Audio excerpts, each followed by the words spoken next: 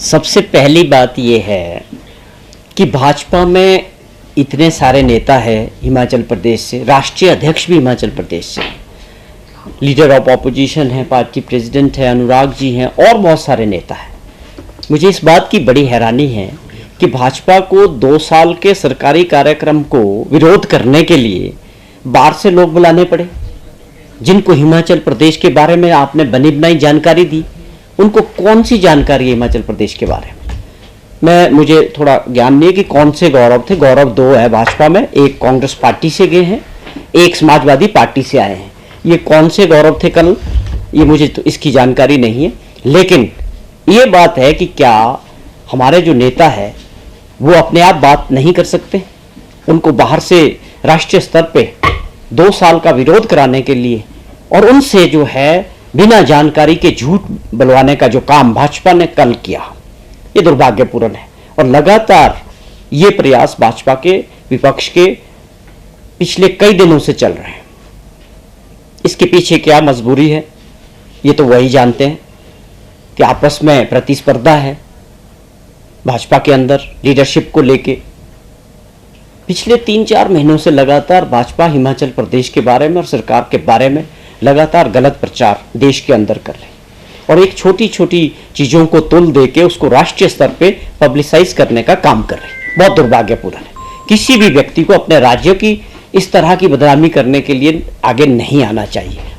कौन सी योजनाएं आगे बढ़ाई, कौन सी प्लानिंग प्रदेश को आगे ले जाने के लिए या जनहित में की।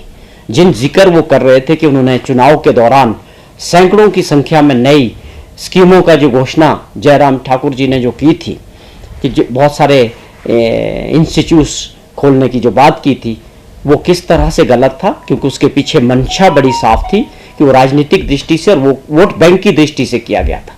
तो गौरव जी को इन चीज़ों का ज्ञान नहीं है और शायद उनको ये भी नहीं बताया गया होगा कि जब जयराम जी गए हैं तो वो कितना सारा कर्जा छोड़ के, खजाना खाली छोड़ के और 6th पे कमीशन की जो जिम्मेवारी थी सरकारी कर्मचारियों की, पेंशनर्स की, उसका क्या हालत करके गए थे। एक पैसा नहीं दिया, 10,000 करोड़ रुपए की सारी देनदारियां छोड़ के गए थे। ये सवाल जनता के हैं। आप ज्यादा दिन तक जनता को झूठ बोल के गुमराह नहीं कर सकते हैं। तो केवल राजनीतिक दृष्टि से ही बयानबाजी कर रहा है भाजपा के लोग और इसके परिणाम आने दो। जो बड़ी योजनाएं हमारी सरकार ने शुरू की है जनहित में, आप HRTC की बात करते हैं, वहां क्या हालात थे और बिजली बोर्ड के क्या हालात थे। मैं एग्जाम्पल के तौर पे 2 चीजों की बात करता हूं। उस पर बड़े फैसले लेके मुख्यमंत्री जी ने आज 15% जो है HRTC में रेवेन्यू बढ़ा है, वहां कार्यशैली बढ़ी है, बड़े बड़े फैसले लिए गए हैं। आज हम इलेक्ट्रिक बसेस की तरफ जा रहे हैं, चार्जिंग स्टेशन लग रहे हैं। आने वाले समय में आपके सामने मैं दावे के साथ कहता हूं कि अगले 2 वर्षों में देखना HRTC किस तरह से अपने पांव पे खड़ा होगा। क्यों? क्योंकि हम फैसले ले रहे हैं। हमें पता है कि जो पिछले टाइम में फैसले नहीं हुए, अगर हम उसको उसी तरह छोड़ देते, ये दोनों, चाहे HRTC की बात करें चाहे बिजली बोर्ड की बात करें, ये डूबने के कागार पे हो गए थे। आज आरोप लगाने के लिए, झूठे आरोप के लिए आप दिल्ली से अपने स्पोक्सपर्सन को लाके 2 वर्ष के कार्यकाल को जिस प्रकार से एक नेगेटिव पब्लिसिटी के लिए आपने जोर लगाने का प्रयास किया है, मैं समझता हूं अगर इतना ही प्रयास आप प्रदेश हित में, कुछ जनहित के और भारत सरकार से कौन सा स्पेशल पैकेज मिलना चाहिए उस पर जोर लगाते या बता दें कि कौन सा पैकेज 2 साल में आपने दिलाया। हम एक स्पेशल कैटेगरी स्टेट है, पहाड़ी राज्य है। जिन परिस्थितियों में हम गुजर रहे हैं, निश्चित तौर पे पिछले दिनों हमारी आर्थिक स्थिति कमजोर थी, लेकिन मुख्यमंत्री जी के फैसले और सरकार के फैसले से उसमें तेजी से सुधार हुआ है। आज हमने 11% अपनी सरकार बनने के बाद DA रिलीज किया है सरकारी कर्मचारियों का, 4% अभी दिया और 7% उससे पहले दिया ये, और उसके अलावा एरियर्स दिए हैं लोगों के जो 75 साल से ऊपर के थे। और अभी आप देखें कि HRTC में आपके समय से जो चालक और परिचालक था, उनका ओवर टाइम का 50 करोड़ रुपया पेंडिंग कई वर्षों से था।